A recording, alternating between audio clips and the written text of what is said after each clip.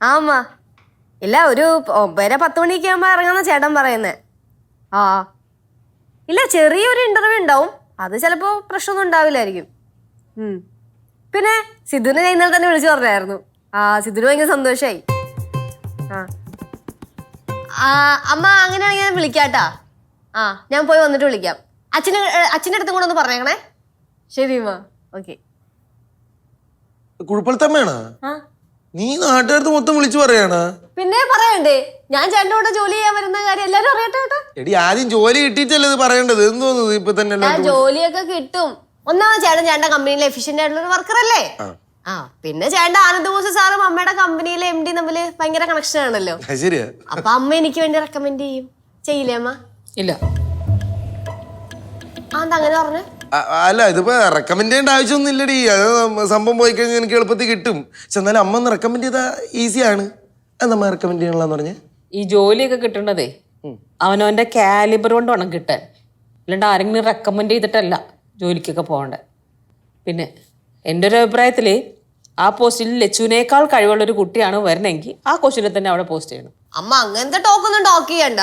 ചേട്ടൻ തൃശ്ശൂർ ട്രാൻസ്ഫർ കിട്ടിയപ്പോഴത്തേക്കും അമ്മ ആനന്ദ് ബോസ് സാറിന്റെ അടുത്ത് MD കൊണ്ടൊക്കെ വിളിച്ചു പറയിപ്പിച്ചില്ലേ? അതെന്താ റെക്കമെൻഡേഷൻ അല്ലേ? ആരെ കൊണ്ട്?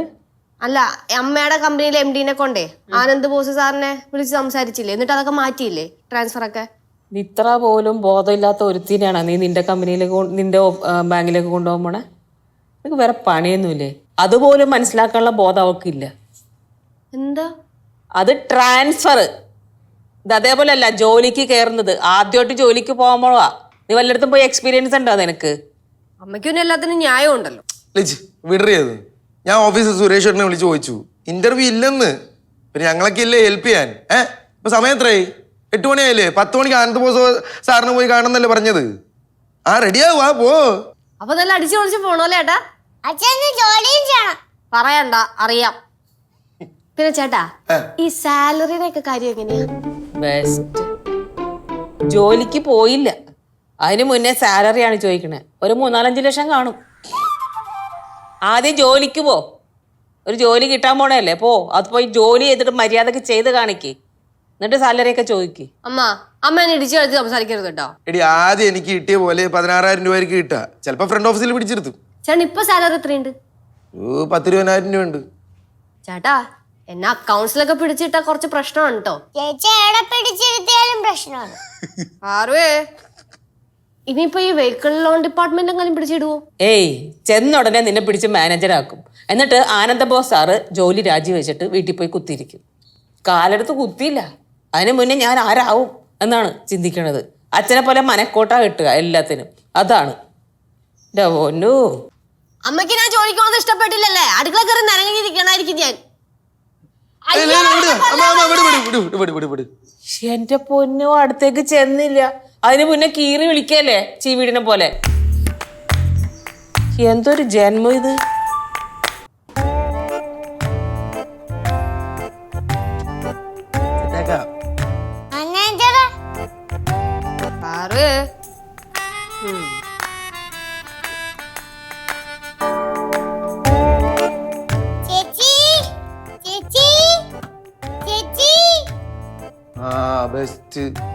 ഇത്രയായിട്ട് ഒരുങ്ങി കഴിഞ്ഞില്ലേ?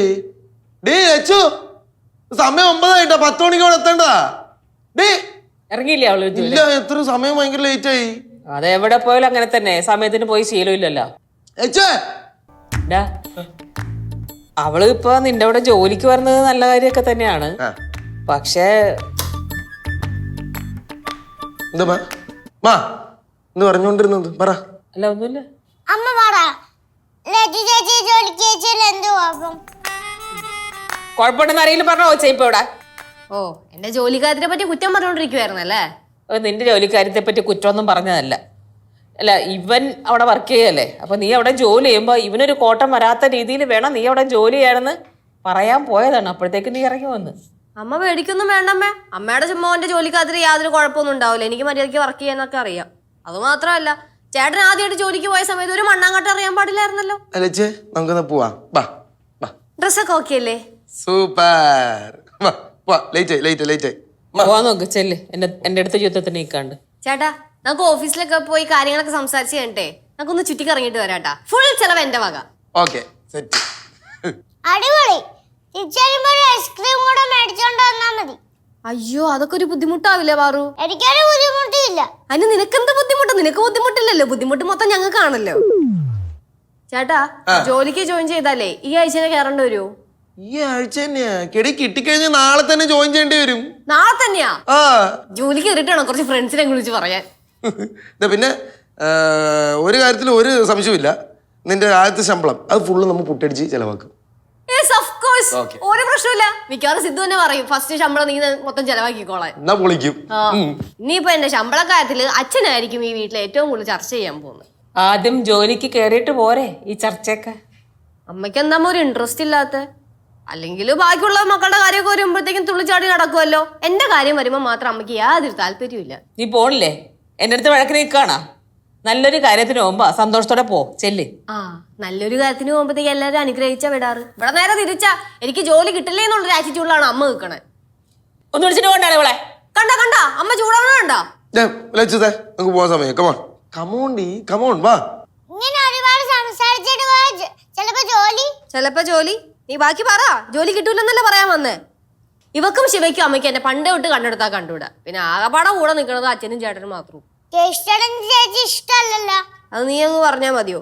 കാര്യം ഞാനും അവന് ഉടക്കാണെങ്കിലേ അവൻ എന്റെ ചങ്കാണ്. പോയേ പോ. അമ്മ പോയി ചേരാം. അമ്മ പോയിട്ട് വരാം. പാറു ബൈ. അമ്മ എന്ത് എനിക്ക് സംശയം. പറ.